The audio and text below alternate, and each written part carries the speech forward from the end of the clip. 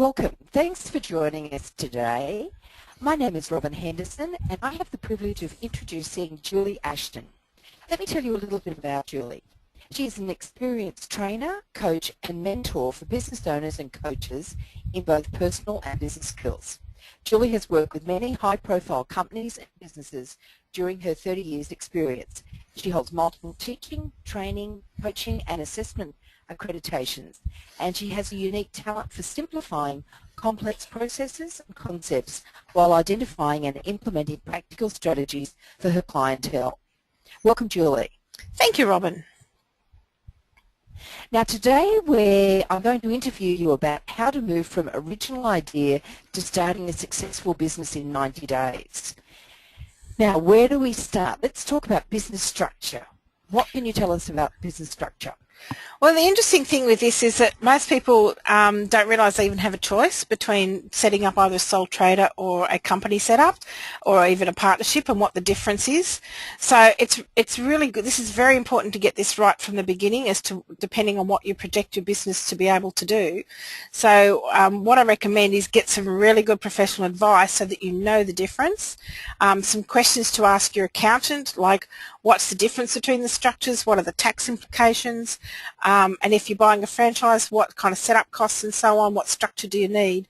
It's very important to get good professional advice on this before you even start. And the accountant would be basing that on previous history and because they know our financial situation. So, yeah, very sound advice. And Julie, what about a business name? How do we register that? Well, the interesting thing is I've learned just recently that registering a business name is not as simple as jumping onto a government website and registering your name. These days you've got to do a business search first to see if that name that you want is possible. You've got to also check if you want to have a company, whether there's a company or whether there's a registered business, and this will again depend on your structure, whether you're a sole trader or a company. There are resources such as the ABR, which is the Australian Business Register, where you can check that. The main thing is to get operational, you've got to have a registered business before you can set up a bank account. So do your research, come up with a half a dozen or so names that you want, and then do your ABR search so that you can see if the business name you want is available and if you can register it. And does that take long to come through once you've actually applied? Once you've checked out if you can have that name? Yeah, it takes about 2 weeks. Up to 2 weeks is what they say. Okay. Yep. Takes about 2 weeks. You can submit it fairly quickly, but it does take a little time for it to come through. You can go into the Department of Fair Trading and pay and register over the counter, but again, do your search first to see if your name is available. Right. Okay. Good advice. Now, what about a website? Do you register a .com or a .com.au? What's most effective? Look, there's a couple of schools of thought here. This again comes down to what you want your business to do. If you're planning to have an international audience and an international business, do your best to get a .com. You can register a .com by going to a couple of simple websites like Crazy Domains to just register your .com if that's what you want.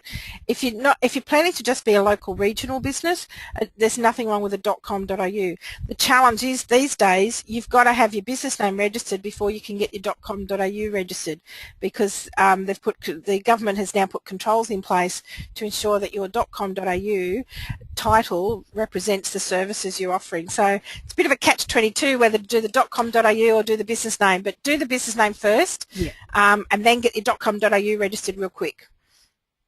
And that's good that it is covered with the .com or the .com.au, because otherwise someone else could have your name and you've got into all the trouble of getting the business name. So yeah, it is a good idea, even though it's a bit fiddly at the start. Yeah. So what about when you've got the website?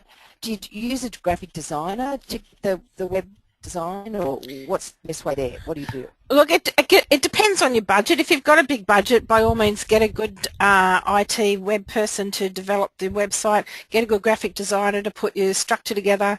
But ideally, most people don't have a huge budget to do that. And ideally what you need is someone who's got a combination of web development skills, as well as for the practical functional side, as well as graphic design skills to make it look great. So get some hunt around a little bit, ask some really good questions, and ask to see some examples of their work so that you can see if it's functional and if it looks good and if they're up to date with their practices. Ask them, what courses they've done recently, things like that. So shop around, because the price can vary from 500 to 30,000 depending on what you need to do. Yep.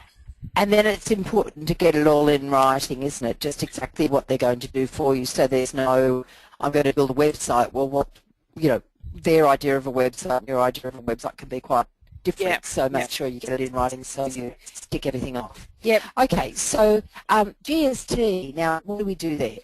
Well, GST... do we need to register?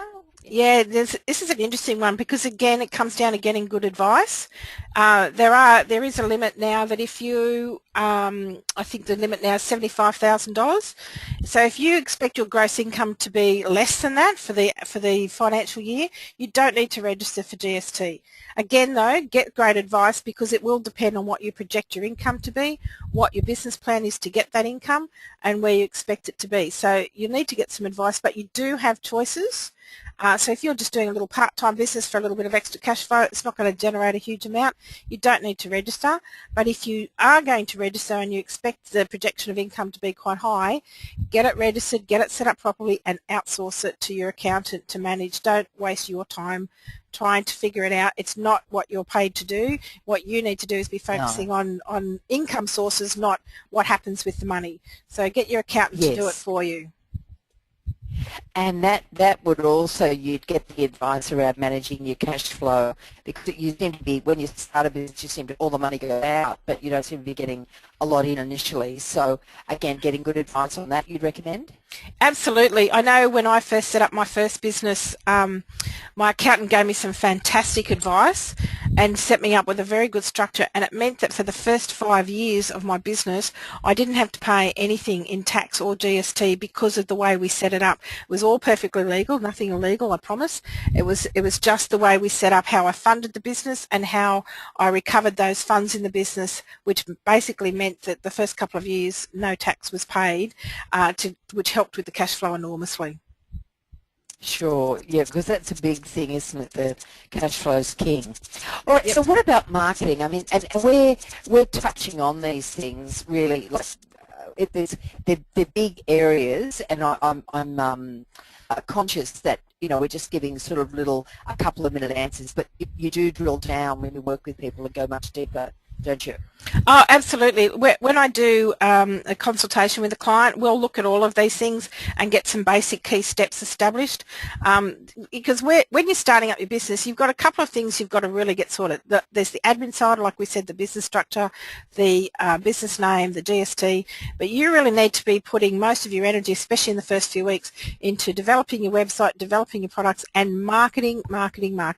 You've got to spend so much energy on your marketing, and you need a plan. A plan can be very simple. We're not talking about a 20-page document or anything. We're talking about a very simple, what's your niche, how will you find your clients, and how will your product service those clients, what benefits do they get from it. So there's a couple of key things you need to know. So your marketing plan can be as big or as small as your budget, but there are key things like your niche and the benefits to your clientele for your product. And you just work through those systematically, and that, as you say, that's where you put the bulk of your energy. Yeah, especially at the beginning. So what about the products? Yes. What about the products? What will you sell, and how do you charge that? Is that another area that you go into? Yeah, because you need to understand your niche market and your target market. You need to probably do a little bit of research into the demographics to know what's the best price to sell your product at. And the key thing is, especially when it ties back to marketing, is sometimes you might have to spend some time at the beginning developing your product to sell to your market. You need to know what your benefits for your clientele are in order to be able to successfully get it to market quickly. So, and that comes down to knowing the charges, what competition's out there. You've got to have a fairly good price. Yeah, to take care of all your overheads and just not lose money on any of your sales. No point getting the sales but not make any money out of them. That's right. You've got to make a profit. So, yes, you want to keep going. So planning versus action. What are the mistakes that we make there? Planning versus action. Look, in all honesty, this is probably the one area where people get stuck and often don't get their business off the ground. I've seen a lot of people take 2 to 5 years to put the perfect plan together and never actually get it off the ground. I've seen others do the opposite and get out there and just sell, sell, sell without any planning whatsoever. I've seen both succeed and I've seen both fail. The key to really getting your business off the ground is how to balance both, where you need to plan and where you need to take action, how you focus your activities and your energy on your income producing activities, outsource the key things from the beginning that are going to take up time that you don't need to waste time on. And again, it comes down to budget and your business plan and all of that sort of thing. But you don't need a massive business plan. You don't need a huge budget. You just need to have a good idea of what your product is and who wants it. And from there, you can easily get something off the ground. My very first business, I just spent 90 days. All I did, I had a list, I had a phone, I had a diary, and all I did was offer free consultations until I had enough sales to make it profitable, and that's all I did. But that took some initial planning to get that 100 name list and to have something to do in that first session and learning from each one to improve the sales. And then it's really a time management thing, isn't it? So you don't get distracted during the day. Because a lot of these businesses, I'd imagine people would be starting from home and just sort of kicking off and before they necessarily go into an office, or if they ever do. So part of that, time management is such an important part. Time management is absolutely critical all the way through the business, but particularly at the beginning. If you are like most people, you're doing a small startup business, you've got a limited budget, you've probably got 2 to 3 months to get it off the ground, your time management is the absolute key to how you get the most out of every single day. I've done this with so many people, just sat down and worked out, right, exactly, here's what your tasks are that you must do every single day, what's critical to be done, what's nice to have if you've got time, and get it done. So time management, critical. So I guess that that ties in, Julia. I know you've got the 3 biggest mistakes people make when they're starting a business. You've got that free webinar coming up. I guess time management is going to feature predominantly in that webinar. Would that be? Yeah, what we're going to, the case? That's right. What we're going to talk about in that webinar is we're going to touch on some of these things, but we're going to look at the 3 key mistakes people make and how those things are actually those 3 steps that we're going to talk about, how you can use those 3 steps to build your business very quickly. And we're going to discuss this in some depth in the webinar, how to learn from those mistakes and make the most of your time by just focusing on 3 key things. And what's the webinar valued at, Julie? I know you've got a free offer, but what's it valued at when you do charge? Yeah, normally when I run webinars, we charge anything from $350 to $550. This one, because it's taking a fair bit of my time, is valued at around $550. For listeners of this podcast, we're offering that for free. And you can get more information. I've got a website set up to take registrations, which is www.howtorunbusiness.com.au.